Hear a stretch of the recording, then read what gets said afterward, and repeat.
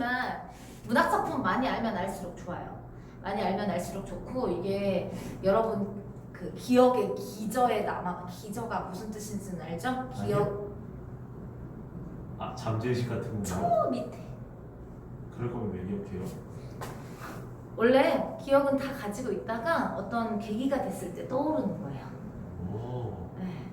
그래서 저 밑에 있다가 여러분들이 모의고사에서 봤을 때 그 줄거리 이랬던 거 기억나. 이 정도만 되면 돼요. 이해되시죠? 여러분한테 다 기억하라고 기대하지 않아요. 저는 거기까지 기대하지 않아요. 자, 우선은 줄거리가 그래요. 3월달에 여러분 3월달 하면 이제 3월 좀 그 부분이니까 좀 끝부분에 이제 벚꽃놀이가 한창 시작될 때쯤이잖아요. 특징이 아까 말했죠. 벚꽃놀이와 할머니의 죽음, 뭐 꽃놀이라는 이제 밝은 이미지, 탄생의 이미지인 것과 할머니의 죽음, 소멸이라는 이미지가 대비가 된다고 이야기를 했잖아요. 그래서 시간적 배경이 봄이에요. 봄에 아주 좋을 시절에 할머니가 병 안으로 위독하다는 소식을 들어요. 그래가지고 시골로 내려가죠. 친척들이 이제 모두 모여서 이제 며칠을 보내고 있는데요. 집안에서 효부, 여러분 효부는 알죠? 효부? 효부라고 알려져 있는 이제 중모가 있는데요. 할머니 곁에서 이제 밤을 맨날 새워요. 간호하고요, 회복하고. 근데 이런 거를 기도한다 했잖아요. 기도한다 했잖아요. 그쵸? 연불도 외우고요. 근데 독실한데 불교식 할머니에게 인정은 받지는 못한대요. 그 중에 할머니가 겪는 고통과 달리 빨리 끝장나기를 은근히 바라는 자손들. 왜 며칠째 여기 있잖아. 자기들 일상으로 돌아가야 되는데 할머니가 이렇게 고통스러워하는데 빨리 돌아가셨으면 좋겠다. 결론이 나버렸으면 좋겠다. 라고 생각하는 이제 가족들의 모습이 나의 시선에 보이는 거예요. 그래서 그런 모습들을 이제 객관적인 시선으로 관찰자 입장이니까 여러분 객관적인 모습으로 묘사가 되고 있죠. 근데 오늘 내일이 넘기기 힘들다고 의사가 얘기했는데요. 할머니가 병세가 점점 좋아집니다. 몇 주일은 염려 없다는 말에 안심한 자손들이 바쁘다는 핑계로 모두 올라가 버려요. 그러던 어느 날 밤에 할머니가 돌아가 버리십니다. 벚꽃놀이 하려고 막 내려가려고 하던 차에 할머니가 막 돌아가셨다는 연락을 받는 내용이에요. 그런 내용이에요. 그래서 좀 쓸쓸하고 좀 안타까운 내용이죠. 우리도 이제 선생님도 할머니가 한 3년, 4년 정도 아프셨어요. 앓으시다가 병원에서 더 이상 할 게 없다. 가서 맛있는 거나 드려라. 한 달을 넘기기 힘드실 거다. 그러셨는데 그러고 2년을 더 사셨거든요. 그래서 위독하시다고 해가지고 다 내려오셨다가 또 깨어나셔가지고 다시 올라가시고 그런 게 한두 번이 아니어가지고 좀 공감이 되는 내용이에요. 심지어 우리 할머니는 숨이 끊어지셨다가 다시 살아나셨거든요. 대단하죠? 우리 할머니가 숨이 딱 끊어지셔가지고 다 연락해가지고 다 내려오고 계시는 중에 숨이 다시 돌아오신 거예요.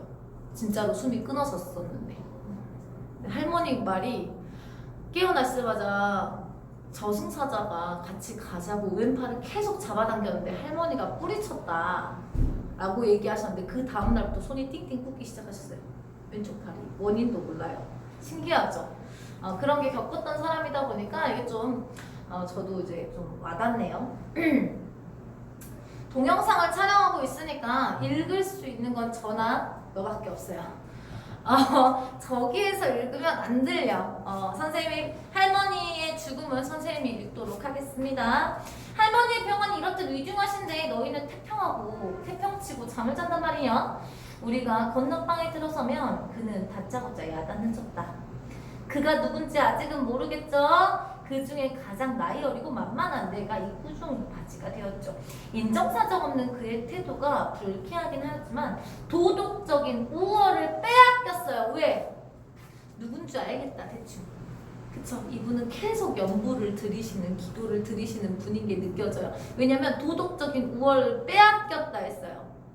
우리는 막 놀고 있고 막 잠자고 있는데 이분은 맨날 가가지고 날 새면서 기도하고 있으니까 이해되시죠? 그래서 한마디 한마디 대꾸도 할 수가 없었대요. 다들 뭐란 말이냐, 나는 한 달 반이다. 뭐 여러분, 자기가 이렇게 밤새운 걸 무슨 자랑인 것 마냥 늘어놓고 있는 거죠, 그쵸? 남을 꾸중할 만한 계기로 마련을 하고 있는 게 보일 겁니다.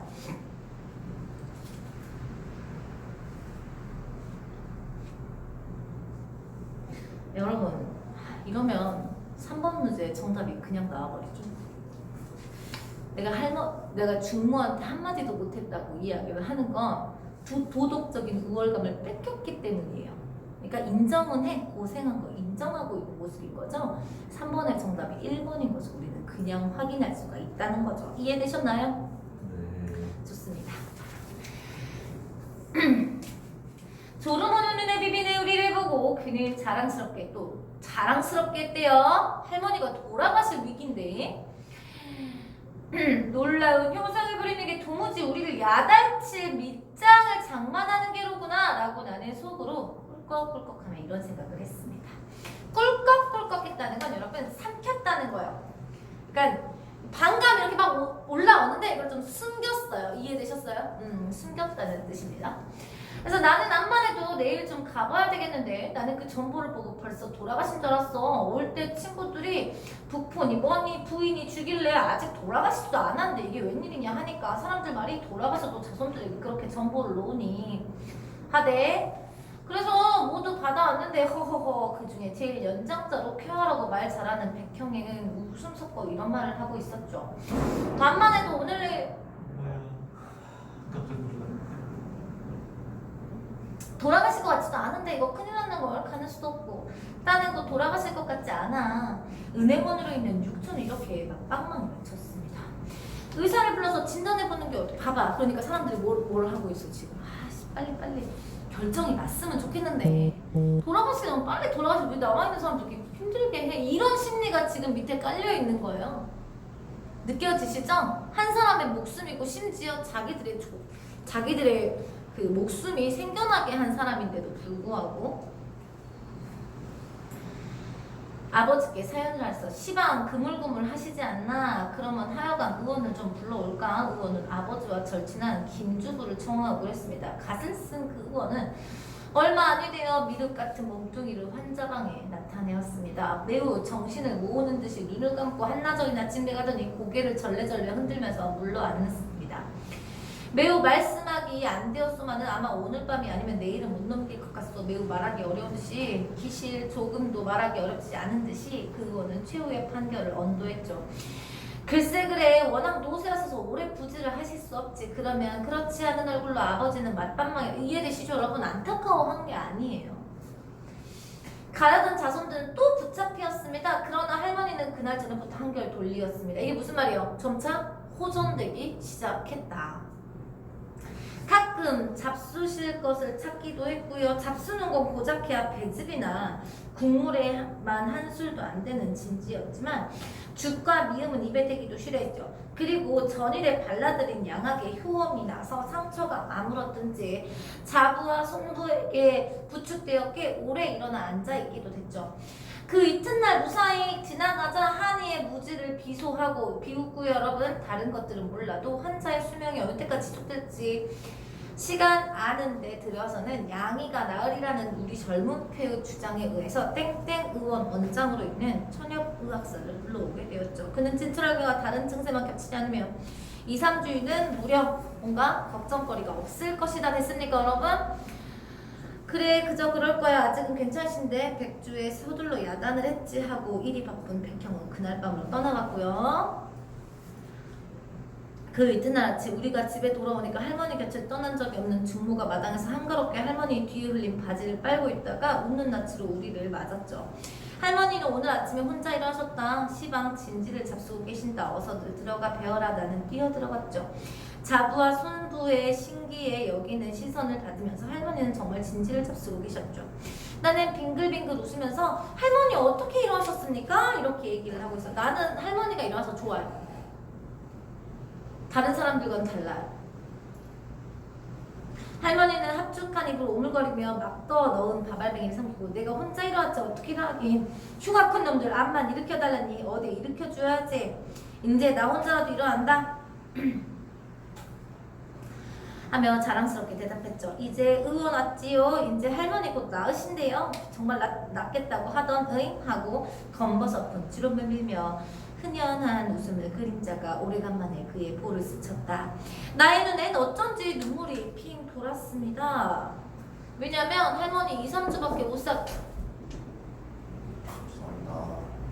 앉으세요. 할머니 2, 3주밖에 못 산다고 양이가 그랬잖아요. 근데 할머니가 이렇게 빙그레 웃으시는 걸 보고 좀 연민의 마음이 들었다는 것을 우리는 확인할 수가 있겠죠.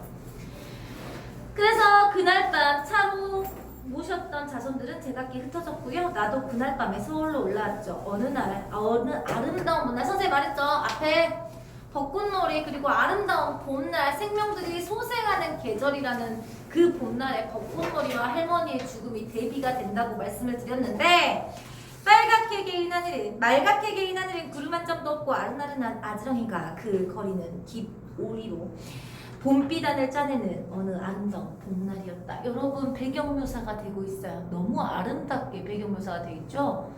무엇을 극적으로 표현하기 위해서? 할머니의 죽음을 더 대비해서 극적으로 표현하기 위해서 배경묘사를 사용하고 있는 겁니다. 됐습니까? 좋습니다. 나는 깨끗하게 춘복을 차리고 친구 몇 명과 우이동 앵화구경을 막 나가려던 때였다. 이때 끝 아니한 전부 한 장이 닥치었다. 오전 3시 조모주 별세. 이렇게 소설은 끝이 납니다. 자, 그럼 1번 적절하지 않은 거, 반전 나타나는 거 느껴지시나요? 좋습니다. 배경의 이미지가 사건 발생이, 여러분 필연성이냐? 아니죠. 여러분 대비가 된다고 말씀드렸죠? 대비가 된다고 얘기했지. 이거 왜 앞에서 배경의 효가 나타나요? 사건의 필연성을 주기도 한다. 그러나 여기에는 배경이 사건과 대비를 해서 더 극적인 모습이 나타나기 때문에 배경이 필연성을 준다. 아니죠. 이런 경우는 어떤 경우가 있냐면 여러분, 혹시 영마라고 소설 아시나요? 영마 몰라요? 이 남자가 자기 이모를 이모인 줄 모르고 사랑하게 돼요. 근데 이제 엄마가 막으니까 이제 죽은 사람처럼 살다가 엄마가 사실을 알려줘요. 사실은 죽을 거면 사실이라도 알고 가라. 네 이모다 라고 알려줬고 나서 그 사람이 눈에 불이 번쩍하더니 다음에는 이제 막 소생하는 느낌, 이제 비 오고 나서 이제 맑아지고 소생하는 것 같은 느낌의 배경 묘사가 나오다가 그 사람이 번뜩 일어나가지고 다 죽어가던 사람이 옆판을 하나 만들어서 떠나면서 이야기가 끝나거든요. 그거 같은 경우는 배경 묘사가 이 사람이 뒤에 떠나게 되고 소생하게 될 것이라는 것을 이제 느껴지게 해주는 역할을 하지만 얘는 아예 반대 역할을 하고 있잖아요. 그쵸? 그래서 정답이 2번인 것을 우리는 확인할 수가 있다는 겁니다. 2번 보도록 합시다. 보기를 바탕으로 할 때, 윗글을 감상할 때 적절하지 않은 것을 봤습니다. 가, 맹자, 성선설이죠. 아이가 오래 빠지는 것을 보면 누구나 측은한 마음, 측은지심입니다. 그 아이의 부모에게 보답받는 것도 아니고 남들에게 칭찬받는 것도 아닌 인간 본연의 마음속에 우러나는 인애 성정에서 비롯된 것이다. 측은지심. 나 수레를 만드는 기술자는 사람들 모두 부귀해지기를 바라고 관을 짜는 기술자는 사람들이 일찍 죽기를 기다린다. 이것은 수레 만드시는 사람은 더 착하고 관 만드는 사람이 더 악해서가 아니고 사람들이 부자가 되지 않으면 수레가 팔리지 않고 사람들이 죽지 않으면 관이 팔리지 않기 때문이처럼 종사하는 일의 업종에 따라 이해타산이 서로 다른 것일 뿐이다. 그러니까 태어날 때부터 선하고 악하고 그래서가 아니다. 이해타산적인 것이다 라고 이야기를 하고 있어요. 1번 할머니의 죽음은 이기적인 본성을 드러내는 매개가 되는군. 가에 연결되면 이렇게 해석을 할 수가 있겠죠. 이해되십니까? 가랑 연결했을 때 나는 할머니에게 인간적인 정을 느끼고 있다는 점에서 착한 신성, 이것도 가랑 연결할 수 있겠고요. 의사를 불러 할머니의 상태를 알아보는 사촌의 행위는 할머니의 건강 아니죠. 건강을 염려해서가 아니죠. 빨리 끝장이 났으면 좋겠는데 뭔가 결정이 났으면 좋겠는데 라는 마음에서 이렇게 한 겁니다. 정답은 3번이 되는 거겠죠. 결국에는 이거 읽을 필요도 없었네요. 그쵸? 줄거리만 알고 있었으면 뭐 어렵지 않게 문제를 풀 수 있었네요. 좋습니다. 현대소설 D까지 하고 쉬는 시간 가져보도록 하죠. 자, 염상섭의 3대 여러분 이거 혹시 아십니까? 이거는 무조건 알고 계셔야 되는 작품입니다. 염상섭의 3대는 제목부터가 알 수 있어 여러분. 이걸 무슨 소설이라냐? 가족사 소설이라고 이야기해요. 근데 이 가족사 소설 같은 경우에는 여러분 이 가족만 이야기를 해주고 싶은 게 아니에요. 가족을 보여주고 이 가족을 뭐로 확대를 하냐? 사회 전체로 확대를 해요.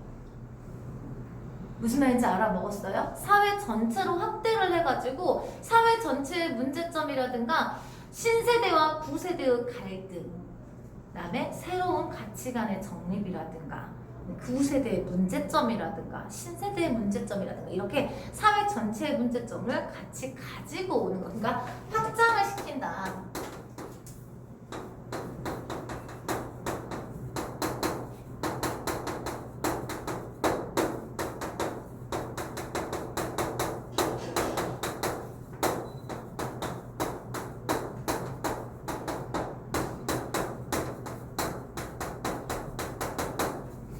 이해되셨나요, 여러분? 사회 전반으로 확장해서 이해를 해야 돼요. 이 가족만 이야기를 하고 있는 게 아니다. 이렇게 생각을 하셔야 돼요. 제목 자체가 3대잖아요. 배경이 언제냐? 배경 언제? 일제강점기입니다.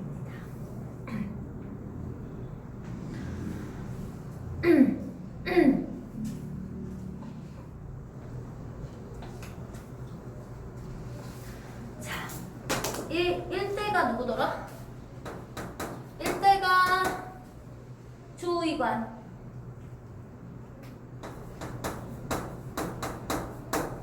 2대가 조상훈. 맞나?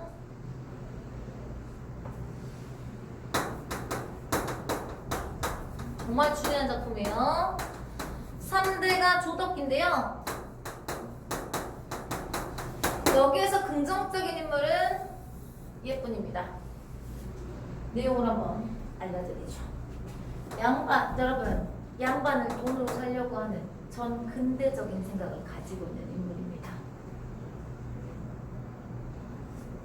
이제 일제강점기라 신분이 중요하지 않아요. 근데 족보를 살려고 돈을 막 쓰는. 근데 엄청 짠돌이, 원래는 엄청 짠돌이에요. 다른데 돈 잘 안 쓰려고 하는 사람인데 족보를 살려고 돈을 엄청나게 쓰고 있는 족보를 이제 사업을 하고 있는데요. 첩도 있어요. 첩도 있어요. 첩 사이에 딸도 있어요. 이 딸이 상훈이보다 엄청 어려요. 아니, 덕기 딸이랑 비슷해요, 나이가. 이게 도덕적으로 막 긍정적인 인물이 아니라는 것을 알 수가 있어요. 그래서 이 조이관이라는 사람은요, 전 근대적 사고방식을 가지고 있는 인물이다. 근대적인 인물을 대표하는 인물이라고 생각을 하시면 돼요. 이해되셨어요? 자, 덕기는요, 근대적인 인물이에요. 근데 이 상훈이라는 사람은 뭐냐면 중간에 껴있어요. 어떤 사람이냐? 교육업을 한다고 집에 있는 돈을 다 가지고 가요. 신사업을 한다고, 신교육을 받아들인다고. 그러니까 그렇게 보면 되게 근대적인 사람인 것 같죠? 근데 아내가 있어요. 덕기를 낳았잖아요. 그쵸? 근데 덕기의 학교 친구, 그러니까 자기가 학교하고 있잖아요. 거기에 제자랑 살림을 따로 차렸어요. 첩이 있어요. 그러니까 무엇이 있는 인물이냐? 과도기가 있는 인물이에요. 그러니까 섞여 있어요. 마인드는 자기가 근대적으로 살려고 하지만 사실은 전 근대적인 걸 버리지 못하는 사람이라고 생각을 하시면 돼요.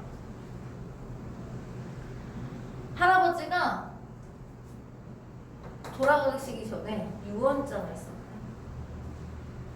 얘한테 얼마 주고, 얘한테도 얼마 주고, 얘한테도 얼마 주고, 나머지 집의 모든 거는 덕기한테 맡기겠다 하고 돌아가시거든요. 그러면서 덕기가 아버지랑 또 갈등하게 돼요. 내가 가져야지 하면서 아버지가. 근데 덕기는 이제 자기가 이 국간이라든가 이 집을 맡으면서 내가 이 집을 앞으로 잘 이끌어가야 되겠거니 하면서 이야기가 끝나요. 그건 뭐냐? 지금 우리나라 상황이 굉장히 좋지 않고 근대적인 것과 정근대적인 막 뒤섞여 있고 혼란스러운 상황이니 근대적인 사고방식을 가진 신세대 젊은 사람들이 우리 민족을 앞으로 잘 이끌어가야 한다라는 주제의식을 전달하기 위해서 결국에는 가족의 모습을 통해서 사회 전체의 문제점을 그리면서 자신의 의견을 피력하고 있는 거라고 생각을 하시면 되겠습니다. 이해되시죠? 3인칭 전지적 작가 시점이고요. 한번 보도록 합시다.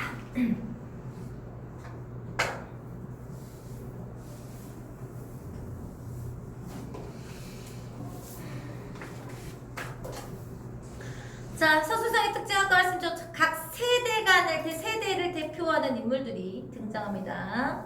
됐습니까, 여러분? 각 세대를 대표하는 인물들이 등장하고요. 세대마다 다른 무엇을 가치관 때문에 갈등을 하겠죠? 이해되셨나요, 여러분? 가치관을 통해서 식민지 조선의 현실을 사실적으로 그려내고 있는 겁니다. 그러니까 가족의 문제만 보여주는 게 아니고 이걸 통해서 사회 전반의 문제를 보여주고 싶었다는 거죠. 덕기는 여러분 근데 이 작품을 잘 모르겠다 그러면 보통은 힌트가 보기에 나올 거예요. 근데 안 나오네요.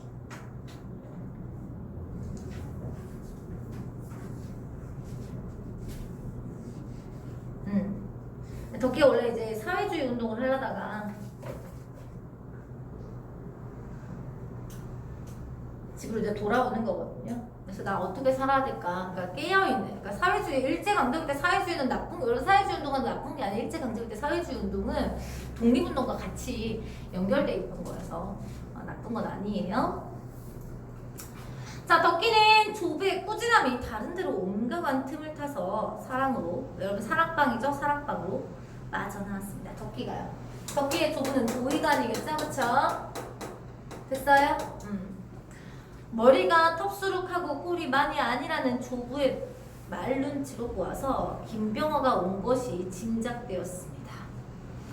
아야, 그러지 않아도 저녁 먹고 내가 가려 했던네. 덕기는 이틀 만에 만나는 이 친구를 더욱이 내일이면 작별하고 말터이니만큼 반갑게 맞았습니다. 왜냐면 덕기가 일본으로 일본이었나? 이거 다시 유학을 돌아가려고, 그죠? 유학기를 다시 돌아가려고 방학이 다시 잠깐 온 거라서. 자네 같은 부르주아가 4개까지? 여러분 뭔가 무엇하고 있어요? 비꼬고 있어요. 그치? 자네가 작별을 다닐 때는 적어도 조선냉 총재나 이렇게 병화는 뿌옇게 먼지간지 외투춤에서 두 손을 찌른 채 탁 버티고 서서 이렇게 비꼬는 수작을 하고서는 껄껄 웃어버린다.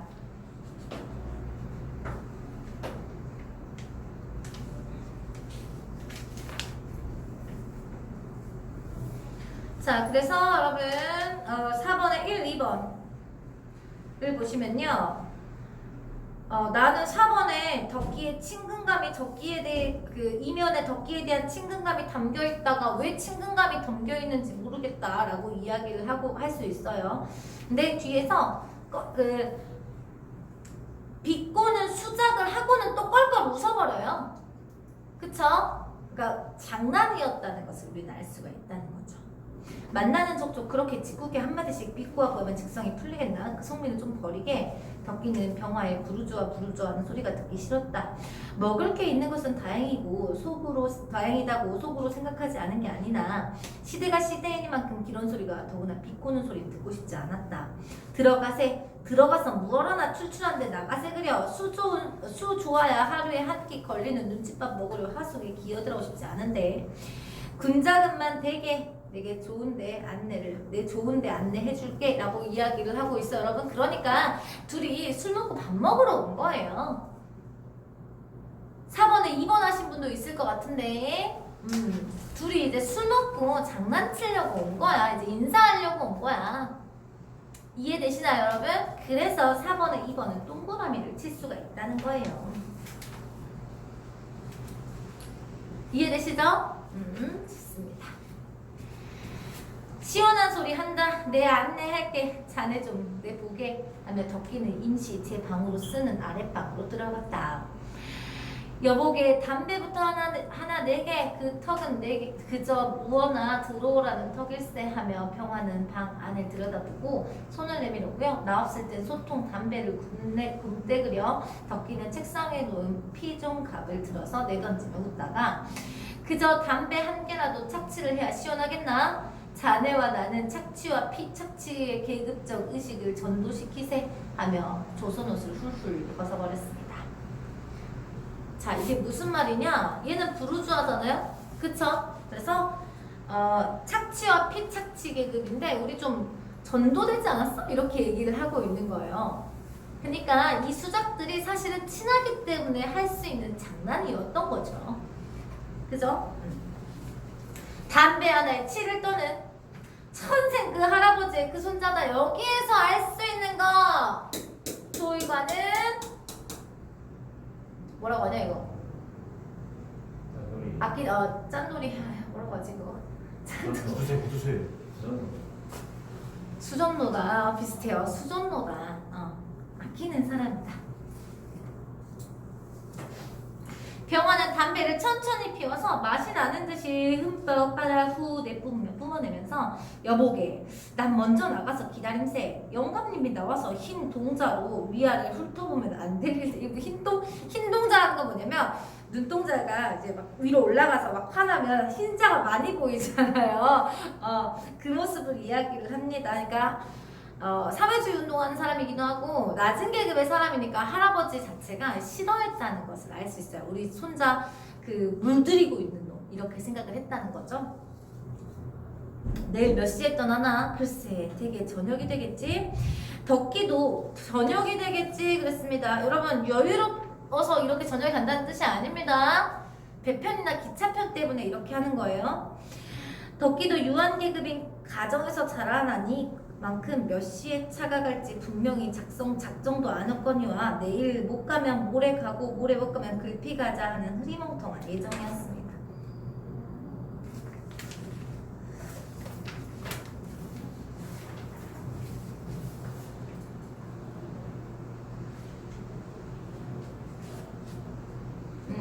이게 여러분 얘가 여유롭기 때문이 아니고요. 여유로움을 가지고 있다는 게 아니고 계획적이지 않고 좀 우유부단한 성격이 있어서 그런 거예요. 그래서 4번의 정답 4번이고요. 4번은 문제가 막 딱히 좋다 느낌은 잘 안 듭니다. 언제 떠나든 상관있냐마는 상당히 탔겠네 그려. 영감님 솜씨에 여기서 탔다는 건 돈을 타냈겠네 이런 뜻입니다. 영감이 솜씨에 주판질 안 하시고 내놓으시겠나? 우는 소리 말게 누가 기댈까봐 그러나 기대면 줄 것은 있고 그래도 한 달치는 해줘야 떠나보낼 텐데 있는 놈의 집 같으면 그대로 먹어주겠지만 주인 딸의 공장에를 다녀서 요새 그 흔한 쌀값이 되대히 팔아먹네 그래요. 참아볼 수가 있어야지 흥하고 덕기는 동정하는 눈치더니 자네 따위를 두기가 불찰이지 하고 웃어버린다. 쉽게 말해서 나 한 달치 정도는 내놓고 가. 그랬더니 너 같은 애를 친구로 둬가지고 내 불찰이지 뭐 이렇게. 그래서 웃어버리는 거 이렇게 얘기하면서도 서로 빈정거리면서도 웃어버리는 친한 사이라는 것을 우리 확인할 수 있는 거예요. 그러기에 세상은 산란한 마련 아닌가? 나는 그래, 그러니까 살기에 마련 아니다 이런 뜻이에요. 자네 따위는 사귀기가 불찰이라는 말은 차마 아니 나온다 보이그려. 병화는 여전히 비꼬아 보이고요. 그런 줄은 자네가 먼저 하네 그려. 덕기도 짖지 않고 대거리를 하는 서로 이제 빈정대고 장난을 치는 모습입니다. 그러니까 자네 따위를 줄줄 쫓아다니며 토주라도 해서 먹어주는 줄 모르고 그게 무슨 말이야? 너 따위를 네가 돈 나올 구멍 있으니까 따라다니면서 졸졸 따라다니면서 그러는 거지 아니면 내가 너랑 놀겠냐? 이런 의미예요. 이해되시죠?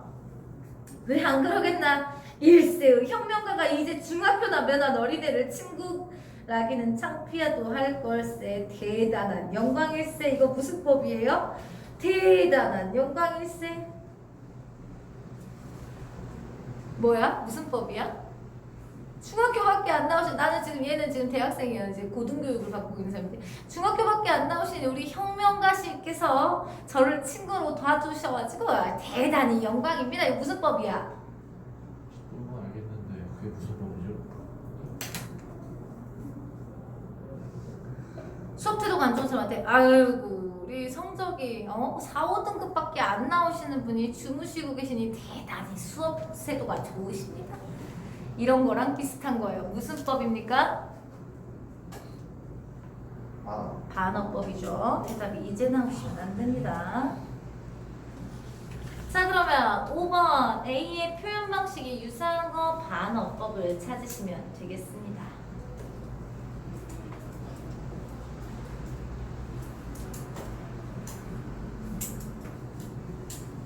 2번은 역설법이니까 2번은 나오면 안 돼요. 몇 번입니까? 4번. 여공들이 굉장히 힘겹게 살고 있는 거, 결국에는 공부도 못하고 시대가 안 좋으니까 할 수 있는 게 공장으로 갈 수 있는 것밖에 없다는 안타까운 모습을 보여주고 있는데, 희고 아름다우며 무럭무럭들 자라서 공장으로 간다. 여공들의 모습이 희고 아름다울 리가 없죠. 고생에 찌들어 있는 상황인데 이해되십니까? 반어적 표현이 나타났다는 것을 확인할 수 있죠. 1년에 한동안 방학 때만 오래간만이면 만나는 터이나 이 두 청년은 입심 자랑이나 하듯이 주고받는 말그마다 서로 비꼬는 수작밖에 없고만은 그래도 한 번 정말 노해본 일은 없는 사이. 자, 그러니까 엄청 친한 사이인 거예요. 장난질을 주고받는 사이. 중학교에서 졸업할 때까지 첫째, 둘째를 겪고 틀던 수재이고 비슷비슷한 가정에서 자랐기 때문에 어린 우정일망정 어느덧 깊은 이해와 동정은 버릴 수가 없던 것. 이지적이고 이론적이기는 둘이 더하고 덜할 것 없지만 다만 덕기는 있는 집 자식이고 회사하게 생긴 그의 얼굴 모습과 같이 명쾌한 기운도 안전하고 순한 편이고 직접제시죠 여러분? 성격 직접 제시하고 있습니다. 평화는 거무튀튀 유들유들한 맛이 있느니만큼 남에게 좀처럼 먹이주지 않는 고집이 있어 보입니다. 여러분 뒤에 있는 큰 따옴표 잘못되어 있는 거예요. 지금 오타인 거예요. 왜 이런 오타가 있는지 모르겠어요. 이거 서술자의 말입니다. 자, 그러면 3번 둘의 경제적 환경 다르다고 했죠? 성격도 다르다 했고요. 사회주의자가 병화,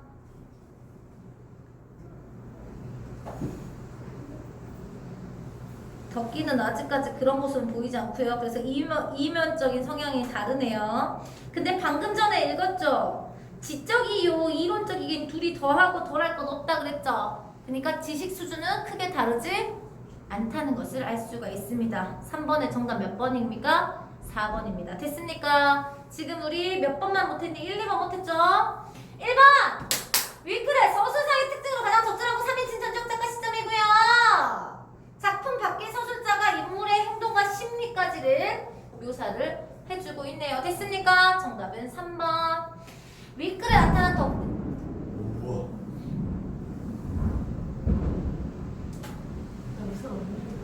우산들은 다 가져오셨나요? 네?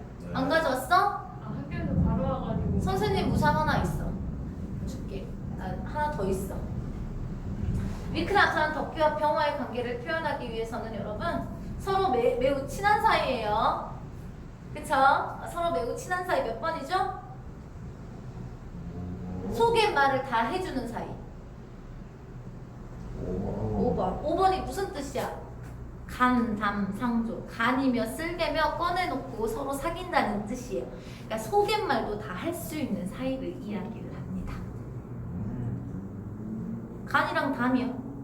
담, 쓸개. 간이며 쓸개며 서로 꺼내놓고 대화할 수 있는, 서로 사귀고 있는, 그러니까 소개말을 전부 다 주고받을 수 있을 만큼 친한 사이를 이야기를 한다 생각하시면 되겠죠? 견훤직원 하지 않았죠? 견원지간 하지 않았어. 2번 틀리신 분 있어요 혹시?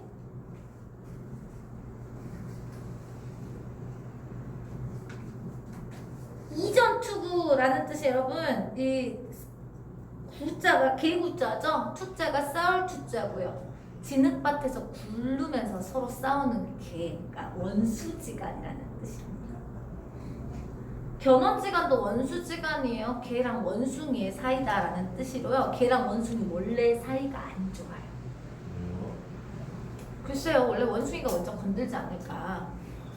그럴 것 같아요.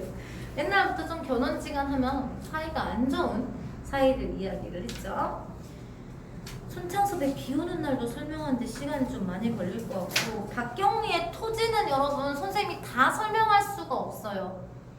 워낙 방대한 내용이다 보니까 언제부터 시작하냐면 구한 말부터인가 시작을 해가지고 6.25 전쟁까지 가거든요.